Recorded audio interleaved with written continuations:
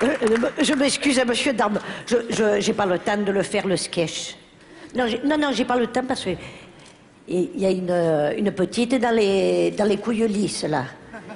Elle est pas, non, elle est pas bien. C'est une fille de l'équipe, elle est pas bien. Je suis en train de la remettre. Elle est fatiguée, elle en peut plus. J'arrive, hein. Non, elle dort plus la nuit. Elle est pas bien. Je m'excuse, monsieur, dame. Elle a les yeux à côté des trous. Elle en peut plus. Non, je rigole pas. Et son mari, il ronfle la nuit, tu sais. Vous avez un mari qui ronfle, c'est pas facile, hein. Malheur. Il ronfle la nuit, puis il ronfle, hein. Oh, qui s'y ronfle, malheur. Et alors elle, du coup, elle dort plus. Elle dit qu'il ronfle à cause de la moumoute, parce qu'il a une moumoute. La nuit, il la perd dans le lit, tu sais, en pleine nuit. Et du coup, elle dit que ça lui fait appel d'air et il ronfle plus. Non, moi j'ai dit que ça n'avait rien à voir. Je sais pas s'il y a des femmes qui ont des maris qui ronflent dans la salle, il y en a. Non, mais de toute façon, si vous n'avez pas de mari qui ronfle, c'est que vous êtes célibataire, hein. Non, mais je veux dire, ils n'ont pas de moumoute. Et non, ils n'ont pas de moumoute. Eh bien, c'est ce que je disais, ça n'a aucun rapport. C'est vrai. Non, en plus, elle habite dans une ville où il y a du vent. Alors j'ai dit, quand tu sors, mais il la met sur la tête en cas de rafale. Hein.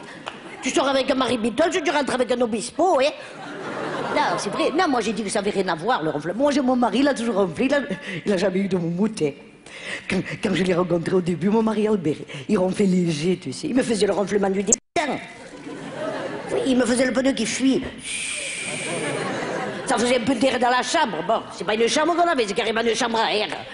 Mais 2 années après, ça s'est aggravé. Il m'a fait le pneu qui dégonfle. Ça fait drôle, tu te maries avec un type qui fuit, 2 ans après, il dégonfle. Et l'année qui a suivi, il m'a fait le pneu qui crève.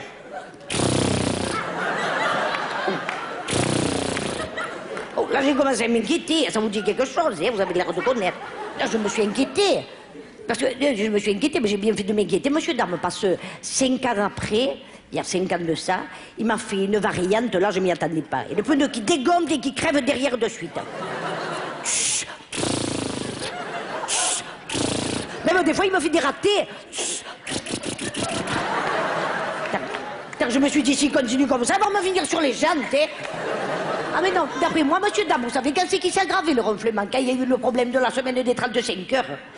Oui, parce que mon mari travaille à la mairie. Ça y a fait quand même 5 heures de travail en plus, hein. Oui, 5 heures, petit 5 heures, petit 5 heures. Alors, ils ne savent pas quoi en faire de ces 5 heures. Alors, qu'est-ce qu'il fait? Il va au bar de la mairie, il fait le plein. Ça lui fait monter les calories. La nuit, il m'a soufflé l'air chaud. Alors, non, mais l'hiver, je me plains pas. C'est stable l'été, ça me convient pas. Moi, je l'ai emmené au docteur. J'ai dit au docteur, vous pouvez pas me le régler en air frais. Le docteur, il a rigolé. Il me fait amener-le chez le plombier chauffagiste. Tu me vois amener Albert chez le plombier. Le plombier va me dire amenez-le chez le fabricant. Le fabricant, il va me dire c'est un modèle qu'on ne fait plus. Non, quand je vous dis j'ai souffert, moi j'ai souffert du ronflement. Même à une époque, la voisine, vous savez, entre voisines, comme on est solidaires, et nous les femmes, hein, la voisine m'a apporté les boules qui est. Vous connaissez les boules qui est, monsieur Dama? Vous connaissez les boules qui est? Bon, entre nous, hein, moi j'ai mis Albert. Hein. Ça n'y a rien fait. Non, il les supportait pas. Non, il les supportait. Il me les rejetait. Non, déjà qu'il supportait pas les gouttes dans le nez, encore moins les boules. Hein. Non, il me les rejetait, il me faisait la serbacane. Une nuit, je m'en suis pris une dans l'oreille, je l'ai gardée. J'entendais moins. Du coup, je l'ai mis dans l'autre oreille, j'entendais plus rien.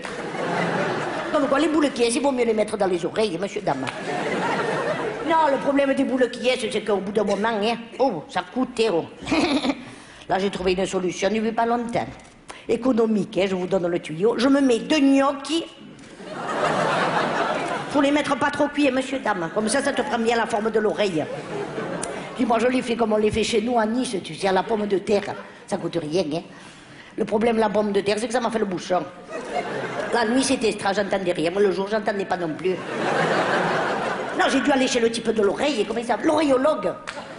Oh, le type, il m'a sorti une frite comme ça. Oh, ça fait drôle, tu mets un gnocchi, il te sort une frite. En tout cas, monsieur, dame, depuis que je mets le gnocchi, j'ai la frite.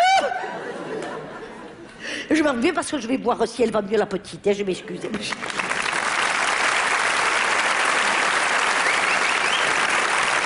vous demande de l'applaudir à nouveau, mademoiselle Noël Bernard.